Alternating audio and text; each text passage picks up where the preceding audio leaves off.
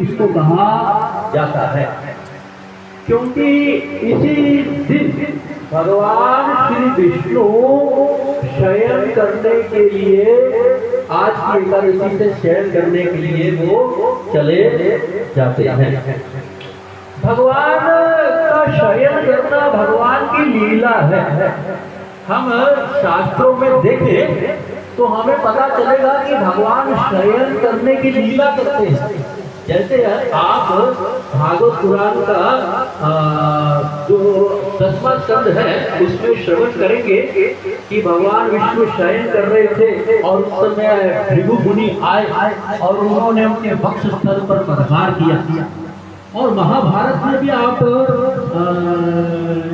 श्रवण करते हैं, पढ़ते हैं कि भगवान श्री कृष्ण द्वारका में शयन कर रहे थे और उस समय अर्जुन और दुर्योधन युद्ध में सहायता लेने के लिए उनके पास पहुंचे। फिर भागवत पुराण का 10वां स्कंद है, उसके अंदर भी भगवान की शयन लीला का वर्णन है। उसके अंदर माता यशोदा ने भगवान कृष्ण जब 81 डे के हुए थे, केवल 81 दिन के हुए थे, 3 नक्षत्र मास के जब हुए थे, तो उस समय उनको पालने पर सुला दिया था एक शकट के नीचे। शकट कहा जाता है बैलगाड़ी को, बैल और जो गाड़ी होती है उसको शकट कहा जाता है। तो उस शकट के नीचे भगवान कृष्ण जब छोटे से बालक थे, 81 डे के थे, इतना का वध कर चुके थे, तो कंस ने एक असुर भेजा, शकटासुर नाम का असुर। वो उस शकट में प्रवेश कर गया श्री कृष्ण को मारने के लिए। श्री कृष्ण पालने के नीचे शयन कर रहे थे और उस समय श्री कृष्ण ने अपने नन्हे नन्हे कोमल चरणों को, जो नवीन पल्लव के समान होते हैं, पल्लव कहते हैं जो वृक्ष के नए नए पत्ते होते हैं, जो लालिमा से युक्त होते हैं, बड़े सॉफ्ट होते हैं।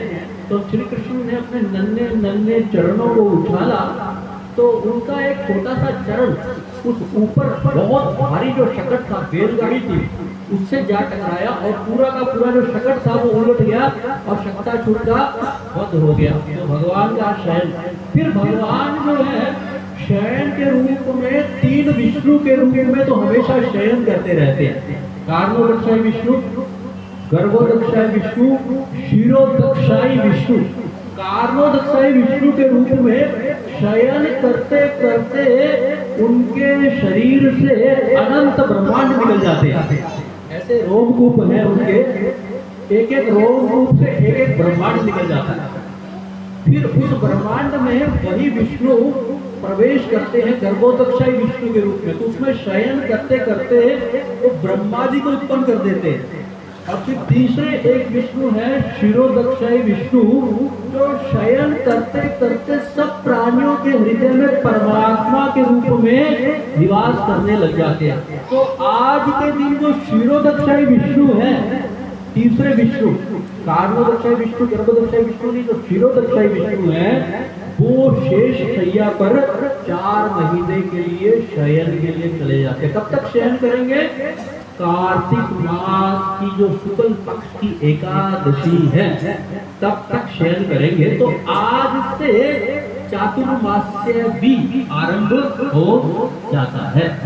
चातुर्मास्य का जो महत्व है वो कर्म कांड का जो पालन करते हैं उन लोगों के लिए तो है ही है, लेकिन जो भगवान के जो भक्त हैं, वैष्णव हैं, उनके लिए भी चातुर्मास्य का बहुत महत्व है। ये जो 4 महीने हैं, सावन, सावन, भादो, आश्विन और कार्तिक, इसको चातुर्मास्य कहा जाता है। तो इसमें क्या है, कुछ विशेष तपस्या करने के लिए कहा जाता है। और वो जो तपस्या है वो भक्ति से युक्त तपस्या होती है, भक्ति को बढ़ाने में हमारी सहायता करती है। ये 4 महीने होते हैं, जैसे महीने में 2 एकादशी आती हैं, तो उसमें उन एकादशियों में क्या है, जो सामान्य दिन है उससे ज्यादा भजन भक्ति की जाती है। तो ऐसे ये जो साल के 4 महीने होते हैं, ये हमारी बैटरी को चार्ज करने के लिए होते हैं। हम थोड़ा तपस्या करें, भोग विलास कम करें, तो इसके शास्त्रों में कुछ नियम बताए गए हैं। तो इन 4 महीनों में भगवान विष्णु तो शेष शैया पे शयन करते हैं, लेकिन पद्म पुराण में कहा गया है कि हम मनुष्यों को क्या करना चाहिए, भूमि पर शयन करना चाहिए, ऐसा बताया गया। अब जो पालन कर सके ठीक है, नहीं पालन कर सके तो बहुत अलग बात है, लेकिन ऐसा रूल चातुर्मास्य का है भूमि पर शयन करने का।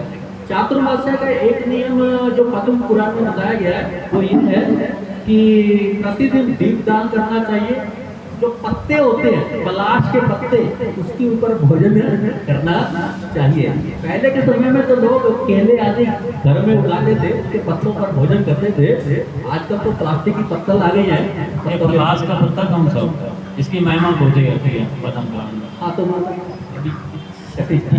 तो जो है पलाश का ना मिले तो केले का पत्ता ले लो और केले का भी ना मिले तो फिर देख लो जो कुछ मिल जाए उससे करना।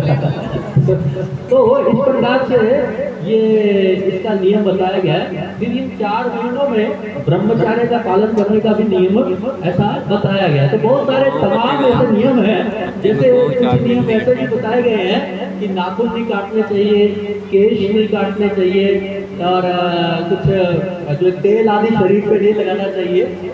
लेकिन जो कलयुगी मनुष्य है उनके लिए, ज्यादातर जो प्राणी है उनके लिए इतने सारे नियमों का पालन कर पाना बहुत कठिन है।